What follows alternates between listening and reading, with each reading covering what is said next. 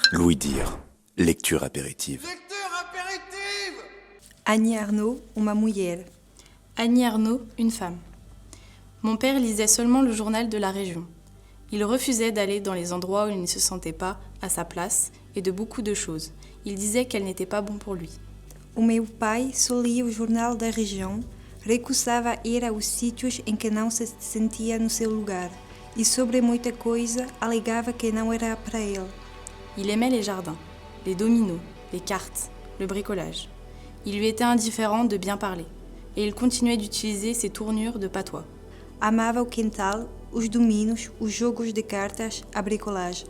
Era-lhe indiferente falar bem e continuava a empregar frases do patois. Ma mère, elle, tâchait d'éviter les fautes de français. Elle ne cisait pas « mon mari », mais « mon époux ». Elle hasardait quelquefois, dans la conversation, des expressions dont on n'avait pas l'habitude, qu'elle avait lues ou entendues dire par des gens bien. A minha mãe, ela, tentando evitar os erros de francês, não dizia o meu marido, mas o meu esposo. Por vezes, aventurava-se a pronúncia na conversa expressões pouco habituais que tinha lido o ouvido de gente de bem.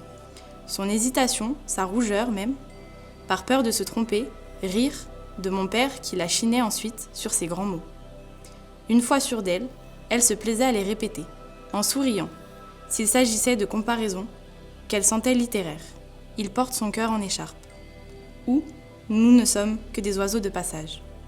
Comme pour atténuer la prétention dans sa bouche. Elle aimait le beau, ce qui faisait habiller le magasin du printemps, plus chic que les nouvelles galeries. A sua hesitação corrava mesmo, com receio de se enganar, as risadas do meu pai que fazia pouco dela com as suas grandes palavras.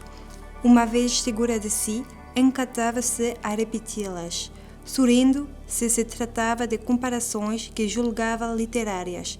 Tem um coração envolto em seda ou não passamos de aves de arribação, como que para atenuar a pretensão na sua boca. Agradava-lhe o belo, o que vestia bem, os armazéns do printemps mais chiques que as nouvelles galeries. Naturellement, aussi impressionné que lui par les tapis et les tableaux du cabinet de l'oculiste, mais voulant toujours surmonter sa gêne.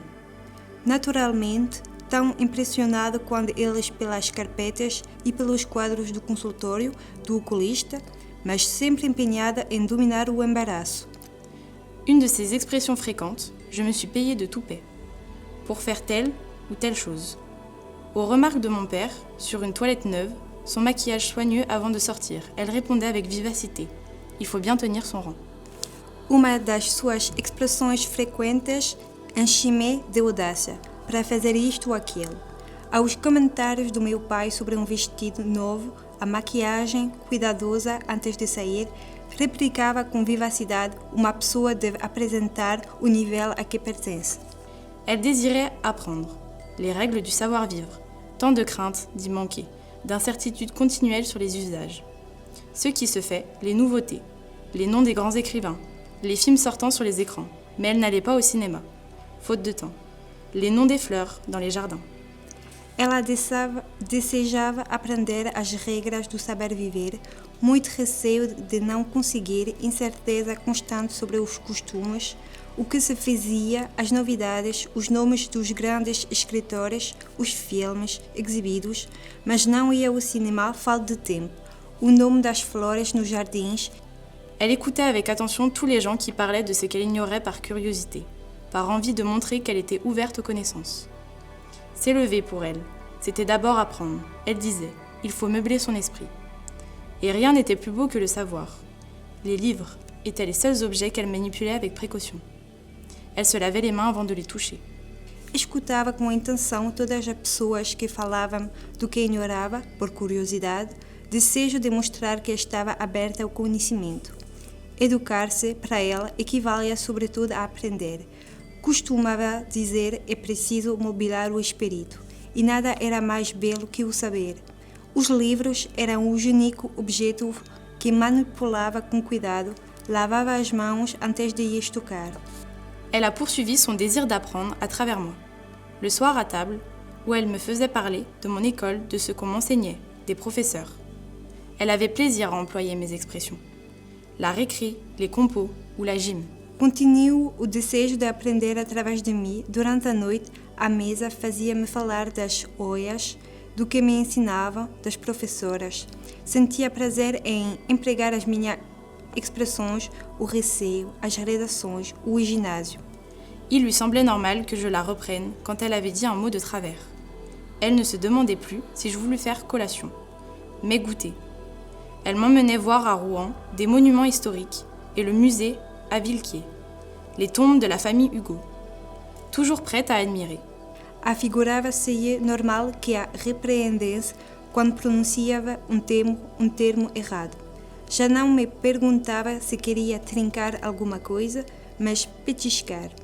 Levava-me a Rouen a ver os monumentos históricos e o museu. Em Villequier, os túmulos da família Hugo. Sempre disposta a admirar-se. Elle lisait les livres que je lisais, conseillés par le libraire, mais parcourant aussi parfois le hérisson oublié par un client en riant. C'est bête et on le lit quand même. En allant avec moi au musée, peut-être éprouvait-elle moins la satisfaction de regarder des vases égyptiens que la fierté de me pousser vers des connaissances et des goûts qu'elle savait être ceux des gens cultivés. Lia os mesmos livros que eu, sugeridos pela biblioteca, mas percorrendo também por vezes o satírico Le Hérisson, esquecido por um cliente e rindo. É estúpido, mas apesar disso, as pessoas leem-no. Quando me acompanhava ao museu, talvez experimentasse menos a satisfação de contemplar vasos egípcios do que o orgulho de me impelir para os conhecimentos e gestos que sabia serem os das pessoas cultas. Les gisants de la cathédrale, Dickens et Daudet, au lieu de confidence, abandonnés un jour. C'était sans doute davantage pour mon bonheur que pour le sien. As estatuas da catedral, Dickens e Daudet, em vez da confidence, uma dia abandonadas, representavam, sem dúvida, mais para a minha felicidade do que para a sua.